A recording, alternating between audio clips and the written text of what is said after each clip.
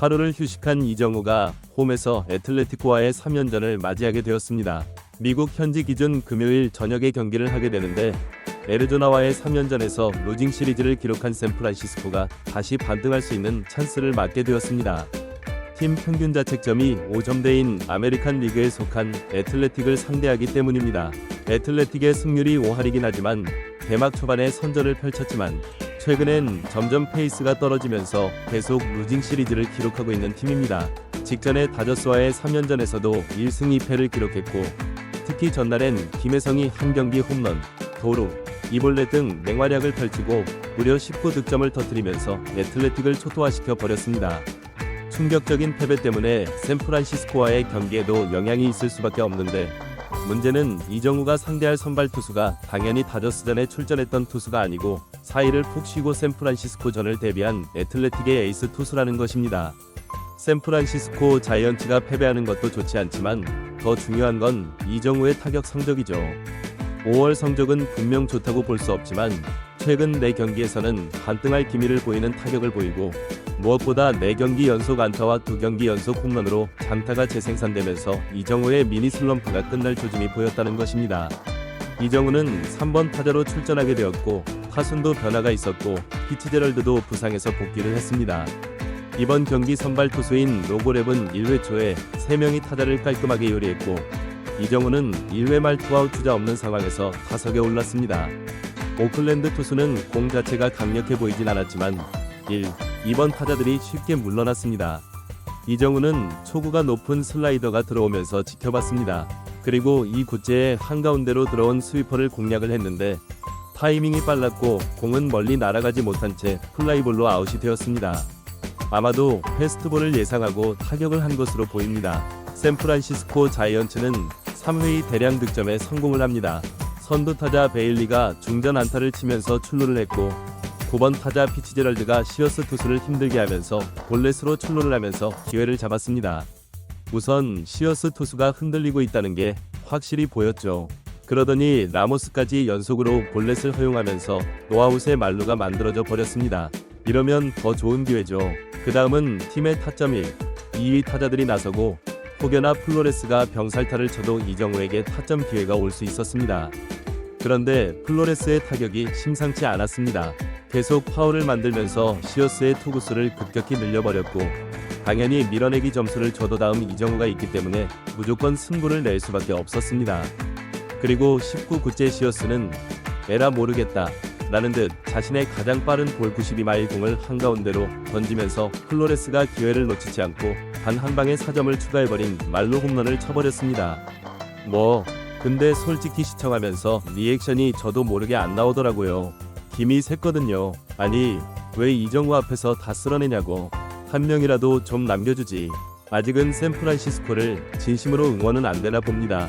이정우 때문에 응원할 뿐. 참고로 저는 본래 다저스 팬이었습니다. 이정우는 두 번째 타석에서 흔들린 시어스의 2개 공이 모두 볼이 되면서 찬스를 얻었는데 이정우가 원하는 빠른 공을 던지질 않았습니다.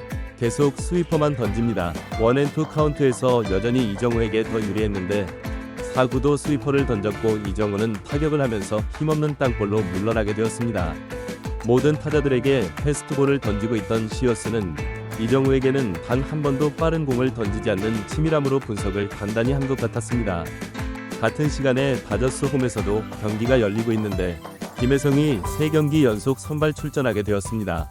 그리고 타선이 침묵하고 있을 때 3회 2구만에 밀어쳐서 또 안타를 치면서 3경기 연속 안타일 뿐만 아니라 8연속 출루를 하는 미친 활약을 하고 있었습니다. 로건 웹은 홈에서 평균 자책점이 메이저리그 전체의 1위인데 오늘도 그 능력을 유감없이 발휘하면서 5회까지 무실점 상황 중이었습니다. 이정우는 5회 말 선두 타자로 나오게 되었습니다. 당연히 이번에도 주자 없는 상황. 다행인 건 시어스를 3번째 만날 수 있게 되었습니다. 이정우는 투수를 3번째 만나게 되면 안타칠 확률이 굉장히 높았거든요. 시어스는 이정우를 상대로 구종의 변화를 주면서 이정우를 더 어렵게 만들었습니다. 패스트볼을 선택하면서 카운트를 잡은 겁니다. 이정우가 불리한 카운트가 됐을 때 이제 당연히 스웨이퍼를 또 던질 것이 예상이 되었습니다. 그리고 이정우도 그 정도는 예상하고 있겠죠. 그리고 4구째 이정우가 기다렸던 대로 밀어쳐서 오늘 경기 첫 번째 안타를 치게 되었습니다. 3타수 1안타. 이제 안타 개수는 49개가 되었습니다. 개인적으로 이정우가 올 시즌의 추신수의 기록인 한 시즌 최다인 175개 안타는 물론이고 200안타를 도전하기를 응원합니다. 이정우가 안타를 친 순간 애슬레틱 에이스는 강판당하고 맙니다. 이정우는 6회 말 1이닝 만에 다시 네 번째 타석에 서게 되었습니다. 그런데 사실 이정우의 타석은 이번에도 김이 샜고 말았습니다. 본래 선두 타자가 8번부터 시작이었는데 밥상이 차려지고 있었습니다. 이미 주자 1, 2루 상황에서 오늘 경기 말로 홈런을 친 플로레스가 나왔는데 얘 왜 이러니? 이번에도 3점 홈런을 치면서 혼자 타점을 다 쓸어담아 버렸습니다. 욕심쟁이네. 샌프란시스코 승리가 확정된 순간입니다. 그래서 이정우 타석에서는 또 주자도 없이 김이 샜던 겁니다. 그래도 이정우는 집중력을 잃지 않았습니다. 그리고 관중들은 더 크게 정우를 연호하면서 힘을 실어주었습니다. 그 소리가 어찌 한국인들만의 소리겠습니까? 정말 신기한 일이네요. 이정우 타석에 다시 좌투수를 올린 애틀레틱. 이 좌투수는 이정우에게 계속 체인지업만 던졌습니다. 그리고 5구째 체인지업을 또 밀어쳐서 페어로 2루타를 치면서 멀티 안타를 완성하게 되었습니다. 5월 17일에 50개 안타를 완성하게 되었습니다. 2주 동안 매우 부진한 적도 있었는데 그럼에도 리그 최다 안타와 4개 차이밖에 나지 않고 따라붙고 있으니까 충분히 기대해볼 만하죠. 이정우는 3루까지는 진루가 되었지만 득점은 할 수 없었습니다. 그리고 다저스는 에인절스에게 패배 직전이었고 김혜성은 두 번째 타석에서도 빠른 발로 안타를 치면서 3게임 연속 멀티안타, 다저스 역사상 시거를 넘고 9타석 연속 출루를 해버리는 기록을 세워버렸습니다. 오늘 완전 한국인의 날이네요. 이번 경기에서 샌프란시스코는 거의 승리 확정이고 샌디에이고 다저스는 패배각이어서 이정우 입장에서는 더 기분 좋은 승리가 될 것 같습니다. 8회 말에 이정우는 5번째 타석에 오르게 되었습니다. 그런데 이젠 질투를 넘어서 경의를 표현할 것 같습니다.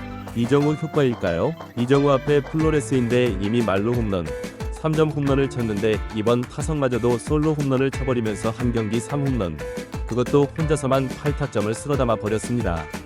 타점은 이제 에런 저지를 넘어서 메이저리그 전체 1위가 되었습니다.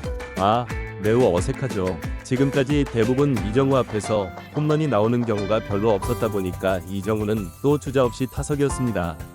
그리고 이제 욕심을 내고 크게 휘둘렀는데 맞는 순간은 솔직히 홈런인가 했는데 100m 정도만 날아간 채 잡히고 말았습니다. 이정우는 최종 5타수 2안타로 만족해야 했습니다. 타율은 2할 8푼 9리가 되었습니다.